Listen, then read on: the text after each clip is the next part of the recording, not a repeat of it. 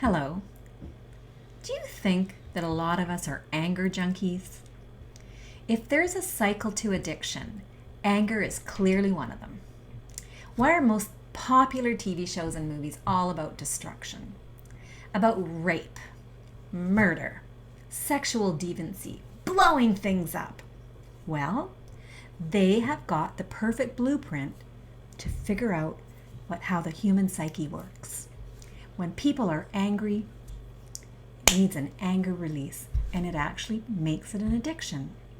When destruction, drama, rage create feelings of excitement within our bodies, that is because dopamine has been released in our systems, and it makes us feel better. It puts us back in control, temporarily. But it's an addictive process, and it's not healthy. These producers and programmers have found out how the human psyche works.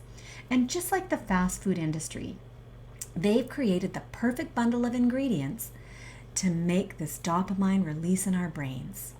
Drama has become our new sex, drugs, and rock and roll. It's become the outlet for personal frustration without us having to actually act out our behavior. And it may have actually fulfilled a purpose of taking us from unhappiness into our feel-good moment for a temporary period of time. I noticed this a few years ago when I was really frustrated with my life. I wanted nothing more than to watch crime scene investigation. It made me feel good.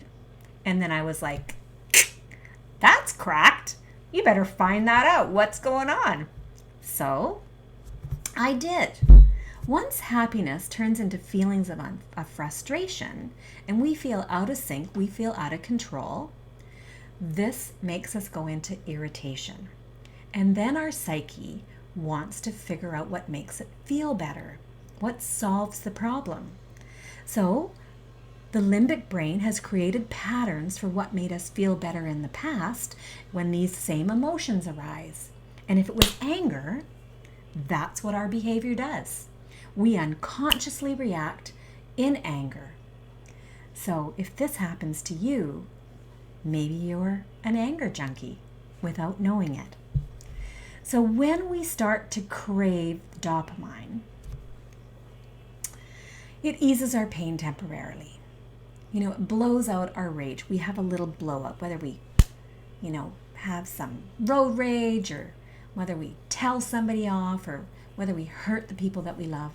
Whenever we put a face to it, or a little expression of pounding your fist against the wall, get a bigger hit, bigger release, that dopamine comes in, chi-ching.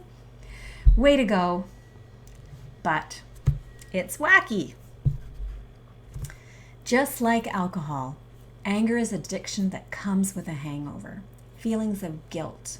Whether you're justifying or blaming others, you're going to circle that addiction cycle right back into your pit of unhappiness, and nothing has changed. And anger is quite often associated with alcohol. Did you know that alcoholics are the angriest people on the planet?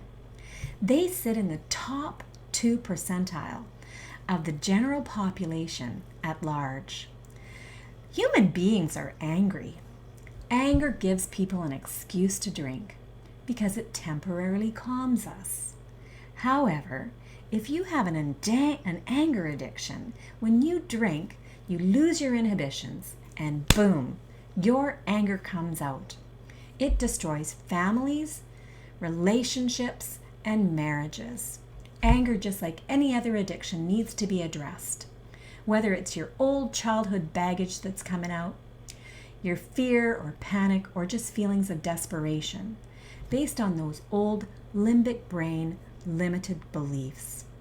Anger's become your crack pipe, and it's certainly not serving you. It's all happening in our heads. In the frontal lobe, where we decide whether we act before we think.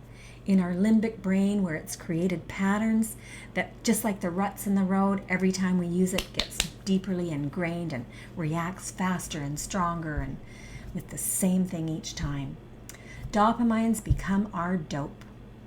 When we feel helpless, when we feel discouraged, when we feel irritable, we feel rage, we feel angry, and that's been hijacking us for a while. Addictive behavior can be interrupted by changing the pattern. Here's a story. We've got a rat in a cage, and they give him a bottle of water and a bottle of water laced with cocaine. And that poor little rat will eat that cocaine water until he's fully addicted and he kills himself. And that's pretty sad. But the powers that be said, let's do something different. Let's put the rat in a great big cage. We're going to call it Rat Heaven. We're going to give him all his friends to play with. We're going to give him lots of food, all his favorites. We're going to give him lots of time to sleep, eat as much as he wants, have sex as many times as he wants in a day, play with his friends, be happy. And we'll give him a bottle of water and a bottle of cocaine-laced water. And you know, none of those rats drank the cocaine-laced water. They were getting their dopamine hit with a natural high by connecting with their friends, by eating a healthy diet, sleeping lots, engaging in healthy sexual behavior, and all the things that they like to do. So, addictive behavior can be interrupted and replaced with a healthier alternative of exercise, a great diet, plenty of sleep, meditation, which brings awareness, and connecting with others. Isn't that great? So the next time that you are out of control and you think, am I an anger junkie? Think about interrupting the pattern. Or join me for the irresistible journey.